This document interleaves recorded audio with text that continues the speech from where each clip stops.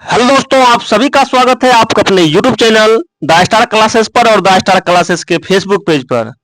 तो कैसा है आप लोगों का हालचाल? आप लोग एकदम स्वस्थ होंगे, मस्त होंगे और आप लोग अपने बोर्ड की तैयारी में जबरदस्त तरीका से लगे होंगे। तो आज के इस वीडियो में आप लोगों को क्लास 10 फिजिक्स का चैप्टर 1 जो है प्रकाश का परावर्तन, तो प्रकाश के परावर्तन चैप्टर से जितने भी इंपॉर्टेंट ऑब्जेक्टिव क्वेश्चन बनने वाले हैं सारा क्वेश्चन को इस वीडियो में बताने वाले हैं। अगर आप लोग इस सभी क्वेश्चन को देख लेते हैं, सही से समझ जाते हैं, कंप्लीट कर लेते हैं, तो बोर्ड एग्जाम में इससे बाहर जाने वाला नहीं है। ये चैप्टर 1 है प्रकाश का परावर्तन। तो चलते हैं प्रकाश के परावर्तन के सभी क्वेश्चन को बताते हैं। तो देखिएगा क्वेश्चन क्या है। तो पहला क्वेश्चन आपका कहता है, और देख लीजिएगा परीक्षा में पूछा कितना बार गया है। ये पहला क्वेश्चन है, 1 नंबर का क्वेश्चन कहता है कि प्रकाश के परावर्तन के कितने नियम है। अगर आप लोगों को क्वेश्चन का जवाब पता है तो जल्दी से कमेंट सेक्शन में कमेंट मारिए, प्रकाश के परावर्तन के कितने नियम है। तो प्रकाश के परावर्तन के 2 नियम है। प्रकाश के परावर्तन के 2 नियम है। इसका आंसर हो जाएगा बी नंबर। ठीक है, अब देखिएगा 2 नंबर का क्वेश्चन। 2 नंबर का क्वेश्चन देखिएगा क्या है। 2 नंबर का क्वेश्चन कहता है कि प्रकाश तरंग का उदाहरण है। प्रकाश तरंग का उदाहरण है ध्वनि तरंग, विद्युत चुंबकीय तरंग, पराबैंगनी तरंग, तो इनमें से कोई नहीं। तो प्रकाश कैसा तरंग है? विद्युत चुंबकीय तरंग है। प्रकाश कैसा है? विद्युत चुंबकीय तरंग है। इसका आंसर बी नंबर हो जाएगा। 2 का हो जाएगा बी नंबर।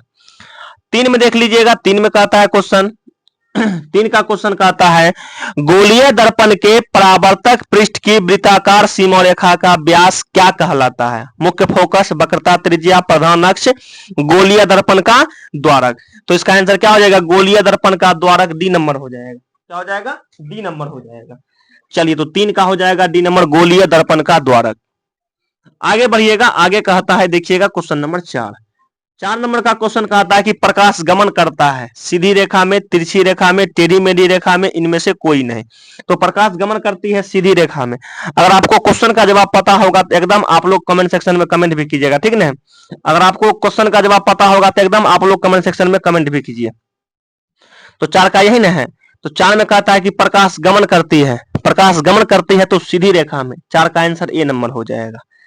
आगे बढ़ते हैं, क्वेश्चन नंबर 5 को देखते हैं। क्वेश्चन नंबर 5, क्वेश्चन नंबर 5 कहता है कि निम्नलिखित में से किस माध्यम में प्रकाश की चाल सबसे अधिक होता है? प्रकाश की चाल सबसे अधिक होता है। तो प्रकाश की चाल सबसे अधिक किसमें होता है? निर्वात में। किसमें होता है? निर्वात में। 3 गुना 10 पर पावर 8 मीटर पर सेकेंड निर्वात में होता है। और प्रकाश का वेग का मापन सबसे पहले रोमन नाम के वैज्ञानिक ने किया 1665 ईस्वी में। 1665 ईस्वी में। तो 5 का हो जाएगा डी नंबर। आगे देखिएगा 6 नंबर का क्वेश्चन। 6 नंबर का क्वेश्चन कहता है कि तैलीय कागज होता है, यानी कि तेल लगा हुआ कागज होता है।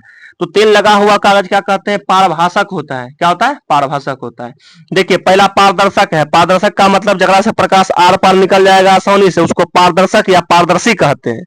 जिससे प्रकाश आर पार नहीं निकलता है उसको अपारदर्शक या अपारदर्शी कहते हैं। जिससे प्रकाश का कुछ ही भाग आर पार निकलता है उसको पारभाषी या पारभाषक कहते हैं। तो इसका आंसर सी हो जाएगा। 6 का आंसर क्या हो जाएगा? सी हो जाएगा। चलिए, अब देखिएगा 7 में कहता है कि प्रकाशिक माध्यम कितने प्रकार के होते हैं? तो प्रकाशिक माध्यम 2 प्रकार के होते हैं। 7 का हो जाएगा बी नंबर। आगे देखा जाए, आगे आता है क्वेश्चन नंबर 8, कहता है कि समतल दर्पण द्वारा बना प्रतिबिंब। समतल दर्पण द्वारा बना प्रतिबिंब कैसा होता है? तो आपको बताए थे समतल दर्पण में प्रतिबिंब कैसा बनता है? काल्पनिक। कैसा बनता है? काल्पनिक। और काल्पनिक प्रतिबिंब हमेशा होता है सीधा। हमेशा कैसा होता है? सीधा। और स्व से समतल हुआ, स्व से समान आकार का, स्व से समतल, स्व से समान आकार का। और समतल दर्पण का आवर्धन कहेगा +1। समतल दर्पण का फोकस दूरी या वक्रता त्रिज्या कहेगा अनंत हो जाएगा। तो क्वेश्चन जो कहता है, ये क्वेश्चन जो आपका दिया हुआ है, ठीक है, 7 नंबर का क्वेश्चन, ये 7 नंबर का क्वेश्चन जो आपका दिया हुआ है कहता है कि समतल दर्पण द्वारा बना प्रतिबिंब होता है। तो समतल दर्पण में प्रतिबिंब जो बनता है हमेशा काल्पनिक। 7 का बी हो जाएगा। 7 का क्या हो जाएगा? बी हो जाएगा। 7 का हो जाएगा बी। और 8 था, चलिए 7 के बाद 7 था, ये 8 नंबर था। अच्छा सॉरी, 8 नंबर था। तो 8 का क्या हो जाएगा? 8 का हो जाएगा काल्पनिक। 8 का हो जाएगा बी। 8 का बी। आगे देखिएगा 9 नंबर का क्वेश्चन। 9 नंबर का क्वेश्चन कहता है कि किसी समतल दर्पण का आवर्धन, किसी समतल दर्पण द्वारा आवर्धन, तो समतल दर्पण का आवर्धन +1 होता है। समतल दर्पण का आवर्धन +1 होता है। प्लस का मतलब प्रतिबिंब काल्पनिक। प्लस का मतलब क्या हुआ? प्रतिबिंब काल्पनिक। और 1 का मतलब क्या हुआ? समान आकार का। 1 का मतलब समान आकार का। कहने का मतलब समतल दर्पण में प्रतिबिंब जो बनता है समान आकार का काल्पनिक प्रतिबिंब बनता है। इसलिए समतल दर्पण का आवर्धन क्या होता है? +1 होता है। अब देखिएगा क्वेश्चन नंबर 10 में कहता है निम्नलिखित में से किस दर्पण द्वारा किसी वस्तु का आभासी प्रतिबिंब मिल सकता है। आभासी का मतलब हुआ काल्पनिक प्रतिबिंब। देखिए काल्पनिक प्रतिबिंब समतल में भी मिल सकता है, समतल में भी बनता है, उत्तल में भी बनता है, अवतल में भी बनता है। इसका आंसर डी हो जाएगा इनमें से सभी। काल्पनिक प्रतिबिंब, आभासी प्रतिबिंब तीनों दर्पण में बनता है, ठीक ना। समतलों में बनता है, उत्तलों में बनता है, अवतलों में बनता है। समतल में बनता है काल्पनिक सीधा और वस्तु के बराबर। उत्तल में बनता है काल्पनिक सीधा और वस्तु से छोटा। अवतल में सब बनता है काल्पनिक वास्तविक छोटा बड़ा बराबर। अवतल में सब ढंग का प्रतिबिंब बनता है। तो आइएगा 11 में देखिए। 11 में कहता है कि गोलीय दर्पण में फोकस अंतर एफ और वक्रता त्रिज्या के बीच संबंध क्या है। तो एफ बराबर होता है r/2। एफ बराबर r/2 या r बराबर 2f। r बराबर 2f यानी कि फोकस दूरी वक्रता त्रिज्या की आधी होती है या वक्रता त्रिज्या फोकस दूरी की दुगुनी होती है। तो एफ बराबर देखिएगा r/2 है, एफ बराबर r/2 नहीं, r बराबर 2f है। इसका आंसर ए नंबर हो जाएगा। इसका आंसर क्या हो जाएगा? ए। 11 का हो जाएगा ए। अब देखिएगा 12 नंबर का क्वेश्चन। क्वेश्चन नंबर 12 कहता है किस दर्पण द्वारा प्रतिबिंब सीधा एवं छोटा, छोटा किसमें बनता है? सीधा और छोटा। सीधा और छोटा किसमें बनता है? तो सीधा और छोटा हमेशा बनता है उत्तल दर्पण में। 12 का हो जाएगा ए नंबर।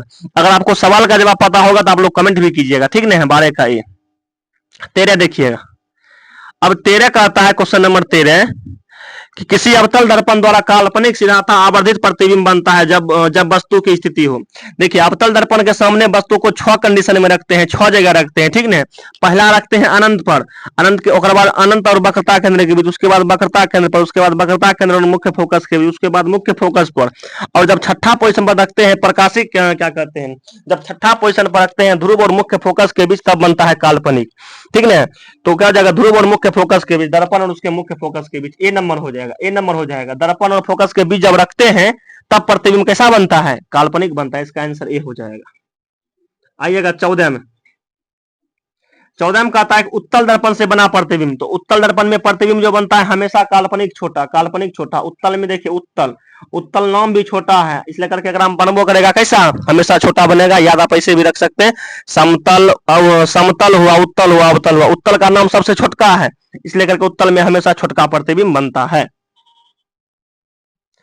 आगे देखिएगा, आगे कितना नंबर क्वेश्चन होगा ये? आगे क्वेश्चन नंबर 15 देखिएगा। क्वेश्चन नंबर 15 कहता है कि निम्नलिखित में से किस दर्पण द्वारा किसी वस्तु का वास्तविक प्रतिबिंब प्राप्त किया जा सकता है। तो वास्तविक प्रतिबिंब बनता है किसमें? अवतले में बनेगा। वास्तविक प्रतिबिंब अवतल में ही केवल बन सकता है, अवतल दर्पण में ही बन सकता है। तो 15 का बी हो जाएगा। 16 में देखिएगा। 16 में कहता है कि निम्नलिखित में से किसमें बड़ा और वास्तविक प्रतिबिंब बनता है। तो बड़ा प्रतिबिंब किसमें बन सकता है? केवल अवतल दर्पण में ही बन सकता है, अवतल दर्पण में ही बन सकता है, अवतल दर्पण में ही बड़ा प्रतिबिंब बन सकता है। सी हो जाएगा, 16 का सी हो जाएगा। अब देखिएगा क्वेश्चन नंबर 17 कहता है कि समतल दर्पण द्वारा बना प्रतिबिंब। तो समतल दर्पण में प्रतिबिंब जो बनता है हमेशा काल्पनिक सीधा और वस्तु के बराबर काल्पनिक बनता है। बी नंबर हो जाएगा 17 का बी।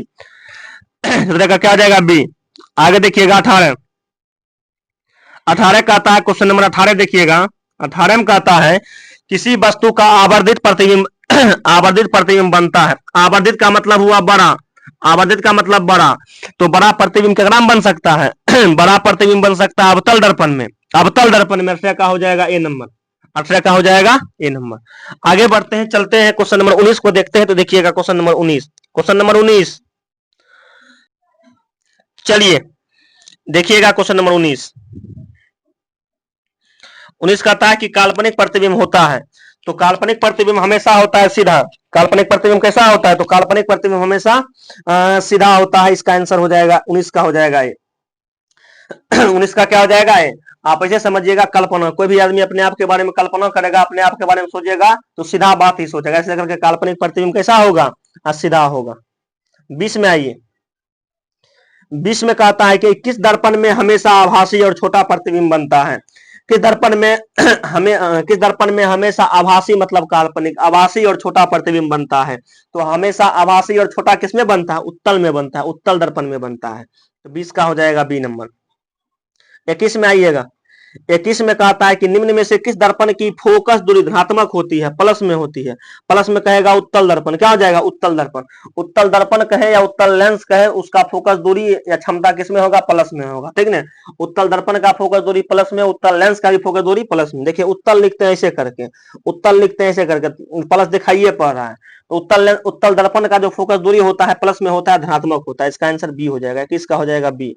22 में देखा जाए, 22 में कहता है कि गोलीय दर्पण के ध्रुव और फोकस के बीच की दूरी को क्या कहते हैं। गोलीय दर्पण के ध्रुव, ध्रुव हो गया यहाँ से, पी को पी से दिखाते हैं। गोलीय दर्पण के ध्रुव और फोकस, फोकस यहाँ हो गया, इसके इसके बीच की दूरी को क्या कहते हैं, फोकस दूरी कहते हैं या फोकसांतर कहते हैं। फोकस दूरी कहते हैं या फोकसांतर कहते हैं। तो 22 का बी नंबर हो जाएगा, 22 का बी नंबर। 23 में देखिएगा, 23 में कहता है वक्रता त्रिज्या आर एवं फोकस दूरी एफ में संबंध है। तो तुरंत बताए थे, एफ बराबर क्या होता है, आर बाय टू। एफ बराबर आर बाय टू, फोकस दूरी जो होता है वक्रता त्रिज्या का आधा। एफ बराबर आर बाय टू, एफ बराबर R by two. A number, A number, A number हो जाएगा। 23 का हो जाएगा ए नंबर। 24 में, 24 में कहता है कि हजामत बनाने के लिए प्रयोग किया जाता है। हजामत बनाने के लिए या दाढ़ी बनाने के लिए। तो हजामत बनाने के लिए या दाढ़ी बनाने के लिए कौन दर्पण, अवतल दर्पण, अवतल दर्पण, अवतल दर्पण। बी नंबर, 24 का बी नंबर, 24 का बी नंबर। 25 में देखा जाए, 25 में कहता है कि सोलर कुकर में प्रयोग किया जाता है। सोलर कुकर में किस दर्पण का प्रयोग किया जाता है, तो सोलर कुकर में प्रयोग किया जाता है अवतल दर्पण का। ए नंबर हो जाएगा, 25 का ए नंबर हो जाएगा। अब कहता है कि 26 नंबर का क्वेश्चन, सर्च लाइट की परावर्तक सतह होती है। सर्च लाइट में भी किस दर्पण का प्रयोग किया जाता है, तो अवतल दर्पण, अवतल दर्पण। 26 का भी बी हो जाएगा। अब 27 में देखिए, 27 में कहता है कि रोगियों की नाक, कान, गले आदि की जांच करने के लिए डॉक्टर प्रयोग करते हैं। डॉक्टर भी कौन सा दर्पण प्रयोग करते हैं, तो अवतल दर्पण। 27 का हो जाएगा ए नंबर, 27 का हो जाएगा ए नंबर, अवतल दर्पण, अवतल दर्पण, अवतल दर्पण। 28 में देखिए, 28 में कहता है कि दंत विशेषज्ञ किस दर्पण का उपयोग मरीज के दांतों का बड़ा प्रतिबिंब देखने के लिए करते हैं। दंत विशेषज्ञ का मतलब हुआ दांत के डॉक्टर। दांत के डॉक्टर किस दर्पण का उपयोग करते हैं, तो अवतल दर्पण। सब जगह क्या हो जाएगा, अवतल दर्पण। केवल मोटर गाड़ी के साइड मिरर कहेगा तो उत्तल, बाकी सब जगह अवतल। 28 हो गया। अब 29 में देखिएगा क्या हो जाएगा। 29 में कहता है कि निम्नलिखित में से कौन उत्तल दर्पण की फोकस दूरी है जिसकी वक्रता त्रिज्या 32 है। वक्रता त्रिज्या 32 है, कहेगा मतलब आर का मान 32 है, उत्तल है तो प्लस में। आर का मान 32 है, एफ का मान क्या हो गया, करा था 32 का आधा 16, उत्तल है तो प्लस में। प्लस में हो जाएगा 16, प्लस में 16 सेंटीमीटर। 29 का हो जाएगा सी नंबर, 29 का हो जाएगा सी नंबर, 29 का हो जाएगा सी नंबर। आगे बढ़िएगा, 30 में देखिएगा। 30 में कहता है यदि किसी बिंब का यदि किसी बिंब का प्रतिबिंब का आवर्धन माइनस में है तो उस प्रतिबिंब की प्रकृति क्या होगी। देखिए आवर्धन माइनस में है तो प्रतिबिंब वास्तविक होगा, और वास्तविक प्रतिबिंब उल्टा होता है। वास्तविक उल्टा, वास्तविक उल्टा, ए नंबर हो जाएगा। वास्तविक उल्टा, वास्तविक उल्टा, वास्तविक उल्टा। यदि प्लस का था काल्पनिक सीधा, काल्पनिक सीधा, काल्पनिक सीधा। चलिए आगे बढ़ते हैं। 36 हो गया, सॉरी 31 न था ये। इसके बाद देखिएगा 31। 31 में देखिएगा क्या कहता है। 31 कहता है कि गोलीय दर्पण का वक्रता केंद्र को किस अक्षर से दिखाया जाता है, तो वक्रता केंद्र को दिखाया जाता है सी से। वक्रता केंद्र को सी से, ध्रुव को पी से, ध्रुव को पी से, मुख्य फोकस को एफ से, मुख्य फोकस को एफ से। 32 में देखिए, 32 में कहता है कि किस दर्पण से हमेशा वस्तु से छोटा प्रतिबिंब बनता है, तो हमेशा छोटा प्रतिबिंब बनता है छोटका में, उत्तल दर्पण में। किस में, उत्तल दर्पण में। ए नंबर हो जाएगा, 32 का हो जाएगा ए नंबर। अब देखिएगा क्वेश्चन नंबर 33। 33 में कहता है कि टॉर्च एवं वाहनों के अग्रदीप में किस दर्पण का प्रयोग किया जाता है। टॉर्च एवं वाहनों के अग्रदीप में किस दर्पण का प्रयोग किया जाता है। टॉर्च एवं वाहनों के अग्रदीप बोले तो हेडलाइट में कौन दर्पण, अवतल दर्पण, अवतल दर्पण, अवतल दर्पण। 33 का ए हो जाएगा। 34 में आइए, 34 में कहता है, 34 नंबर क्वेश्चन, ये भी मोस्ट इंपोर्टेंट है। वाहनों के साइड मिरर, पीछे देखने के दर्पण में किस दर्पण का प्रयोग किया जाता है। साइड मिरर के रूप में पिछलका वस्तु को देखने के लिए गाड़ी में किस दर्पण का प्रयोग किया जाता है, उत्तल दर्पण, उत्तल दर्पण, उत्तल दर्पण। 34 का सी, 34 का सी, 34 का सी। 35, 35, 35 में कहता है इनमें से कौन दर्पण का सूत्र है। दर्पण का सूत्र है, दर्पण का सूत्र है। आपको कंसेप्ट से भी याद करवाए थे, कंसेप्ट से भी याद करवाए थे। 1/v, 1/v, 1/u बराबर 1/f, फिर 1/v, 1/u, 1/f। देखिए प्लस दीजिएगा दर्पण, माइनस देंगे लेंस, प्लस देंगे प्लस रहेगा, देखिए प्लस बड़का होता है, दर्पण होता है बड़ा, लेंस होता है छोटा। 1/v प्लस 1/u बराबर 1/f, ये हो गया दर्पण का सूत्र। 1/v माइनस 1/u बराबर 1/f, ये हो गया लेंस का सूत्र। तो दर्पण का सूत्र कह रहा है, क्या कह रहा है? दर्पण का सूत्र। दर्पण का सूत्र क्या हो जाएगा? 1/v प्लस 1/u बराबर 1/f। इसका आंसर हो जाएगा ए नंबर। इसका आंसर क्या हो जाएगा? ए नंबर। इसका आंसर हो जाएगा ए नंबर 35 का ए। अब देखिएगा 36। 36 में देखिएगा क्या है? 36 में कहता है, क्वेश्चन नंबर 36। 36 में कहता है एक गोलीय दर्पण की वक्रता त्रिज्या 20 सेंटीमीटर, यानी कि आर का मान कितना है? आर का मान 20 सेंटीमीटर। फोकस दूरी का आधा करने दीजिए, फोकस दूरी का आधा करेंगे 10 सेंटीमीटर हो जाएगा। 36 का हो जाएगा ए नंबर। 36 का हो जाएगा ए नंबर। अब 37 में आइए। 37 में कहता है, 37 में उत्तल दर्पण के सामने एक वस्तु को रखा गया है जिसकी प्रतिबिंब की प्रकृति क्या होगी? तो उत्तल दर्पण में कहीं भी रखेंगे तो हमेशा काल्पनिक बनेगा, सीधा बनेगा और छोटा बनेगा। काल्पनिक, सीधा और छोटा, काल्पनिक, सीधा और छोटा, तो काल्पनिक हो जाएगा ए नंबर। 37 का हो जाएगा ए नंबर। 37 का ए नंबर। 38 में देख लीजिएगा। 38 कहता है कि समतल दर्पण की फोकस दूरी, तो समतल दर्पण की फोकस दूरी अनंत होती है। समतल दर्पण की फोकस दूरी अनंत होती है। क्या होती है? अनंत। समतल दर्पण की फोकस दूरी होती है अनंत। समतल दर्पण की फोकस दूरी अनंत होती है। समतल दर्पण की फोकस दूरी अनंत होती है, अनंत होती है। ए नंबर हो जाएगा। 38 का हो जाएगा ए। 39 में आइएगा। 39 में 39 कहता है कि अवतल दर्पण के सामने वस्तु को कहां रखने पर रखा जाए ताकि प्रतिबिंब उल्टा, वास्तविक और समान आकार का, ठीक ना, समान आकार का कहेगा तो वक्रता केंद्र पर, वक्रता केंद्र पर।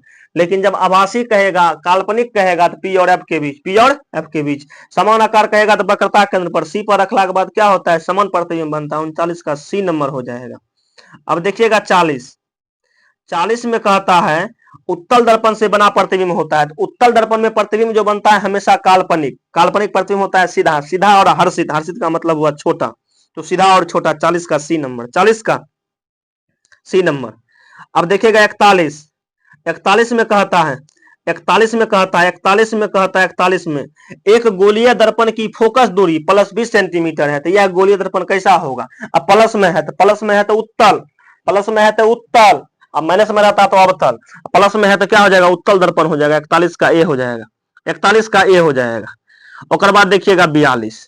42 में कहता है अवतल दर्पण की फोकस दूरी, तो अवतल दर्पण की फोकस दूरी माइनस में होता है, ऋणात्मक होता है, ऋणात्मक होता है, ऋणात्मक होता है। अवतल का माइनस में, उत्तल का प्लस में, अवतल का माइनस में, उत्तल का प्लस में, अवतल का माइनस, उत्तल का प्लस। देखिएगा 43। 43 में कहता है किसी अवतल दर्पण की फोकस दूरी f और उसकी वक्रता त्रिज्या r में क्या संबंध है? तो r बराबर क्या हो जाएगा? r बराबर हो जाएगा 2f, r बराबर 2f, r बराबर 2f, बी नंबर हो जाएगा। r बराबर 2f या f बराबर r/2। 43 का हो जाएगा बी नंबर। अब देखिएगा 44 में क्या है। 44 में देखिएगा क्वेश्चन क्या है। 44 में कहता है कि उत्तल दर्पण में प्रतिबिंब बनता है। तो उत्तल दर्पण में प्रतिबिंब हमेशा बनेगा आभासी, हमेशा कैसा बनेगा? आभासी बनेगा, काल्पनिक बनेगा, सीधा बनेगा और छोटा बनेगा। 44 का बी नंबर। 44 का बी नंबर। देखिएगा 45। 45 में कहता है, 45 में मोटर गाड़ियों में चालक के सामने साइड मिरर के रूप में, या कहिए मोटर गाड़ियों में चालक के सामने या साइड मिरर के रूप में किस दर्पण का प्रयोग किया जाता है? तो उत्तल दर्पण, उत्तल दर्पण, उत्तल दर्पण। तो बताइएगा 45 क्वेश्चन में से कितना क्वेश्चन का जवाब आप लोग सही से दिए हैं, या कितना क्वेश्चन का जवाब आपको सही सही पता है? मिलते हैं नेक्स्ट वीडियो में। चैप्टर 2 का वीडियो बहुत जल्दी आप लोगों को मिल जाएगा। कमेंट सेक्शन में अच्छा सा कमेंट कर दीजिएगा। जय हिंद।